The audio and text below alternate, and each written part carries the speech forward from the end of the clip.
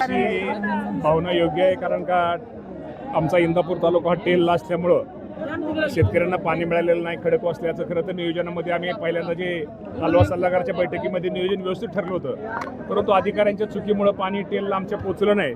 त्यामुळे हा शेतकऱ्यांचा उद्रेक आहे. शेतकऱ्यांच्या यामध्ये कुठल्याही प्रकारची चूक नाही आणि आम्ही ती माहिती, मी आणि हर्षण पाटील साहेब पण माझ्याबरोबर आहेत, आम्ही दोघांनी माहिती घेतलेली आहे आणि या बाबतीमध्ये शेतकऱ्यांना पाणी मिळालं पाहिजे. शेतकऱ्यांची भूमिका ही रास्त आहे. खरं तर ती आम्ही दोघे त्यासाठी माहिती घेण्यासाठीच आलेलो होतो.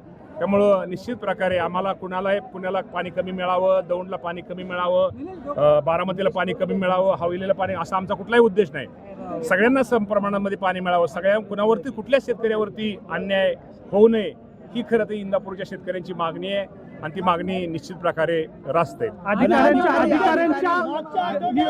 आठवड्यात बारामतीचे शेतकरी आले, बारामती त्यानंतर इंदापूर, असं वाद निर्माण केला जातं का जाणून? या बाबतीमध्ये वाद खरं तर कुणाचाच वाद असायची कारण आहे. ज्या नियोजनामध्ये ठरलंय कालवा सल्लागारच्या बैठकीमध्ये त्याप्रमाणे पाणी सर्वच शेतकऱ्यांना, बारामतीच्या पण मिळालं पाहिजे, इंदापूरच्या पण मिळालं पाहिजे, दौंडच्या पण मिळालं पाहिजे, हवेलीच्या पण मिळालं पाहिजे. या बाबतीमध्ये अधिकाऱ्यांच्या चुकीमुळं हा खरं तर वाद सुरू झालेला आहे आणि त्यांचं नियोजन, ढिसाळ नियोजनामुळं त्याचा तोटा शेतकऱ्याला बसलेला आहे. या बाबतीमध्ये त्या अधिकाऱ्यांची निश्चित प्रकारे उद्याच्या कॅबिनेटला मी तक्रार करणार आहोत. पालकमंत्र्यांना या संदर्भामध्ये माहिती दिली. पालकमंत्र्यांनी नियोजनच व्यवस्थित केलं होतं कालवा सल्लागारच्या बैठकीमध्ये. ते नियोजन कसं पूर्ण करायचं, त्या नियोजनाची अंमलबजावणी ही खरं तर जलसंपदा विभागाच्या अधिकाऱ्यांनी करायची असती आणि यामध्ये जलसंपदाचे अधिकारी अपयशी ठरलेले. त्याची भरपाई मिळणार आहे का?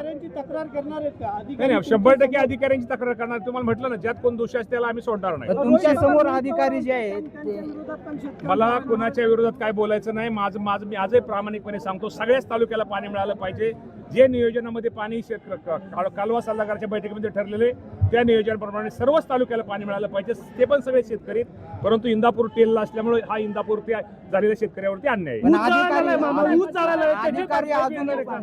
या बाबतीमध्ये अधिक चौकशी करून या बाबतीत शेतकऱ्याला कशी मदत करता येईल तो आम्ही करण्याचा प्रयत्न करू.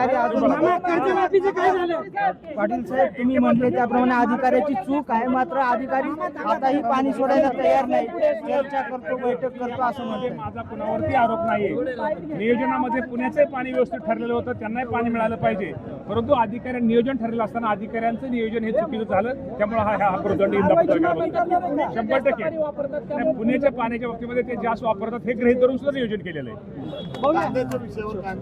कांद्याच्या विषयाबाबतीत जयकुमार रावल साहेब आपल्याशी बोलतील. पणन मंत्री हा विषय जरी असला तरी शेवटी कृषी मंत्री म्हणतो, विषय माझा जरी नसला, पणन मंत्री शेवटी शेतकरी म्हणून मी त्या गोष्टीचा मी सांगतो की या बाबतीमध्ये निश्चित प्रकारे शेतकऱ्यांना दिलासा देण्यासाठी या राज्याचे मुख्यमंत्री आणि प्रधानमंत्री या दोघांचाही प्रयत्न चाललेला आहे आणि या बाबतीमध्ये निश्चित प्रकारे या बाबतीमध्ये काहीतरी तोडगा हा माझ्या शेतकऱ्यांच्या बाबतीमध्ये काहीतरी मिळेल.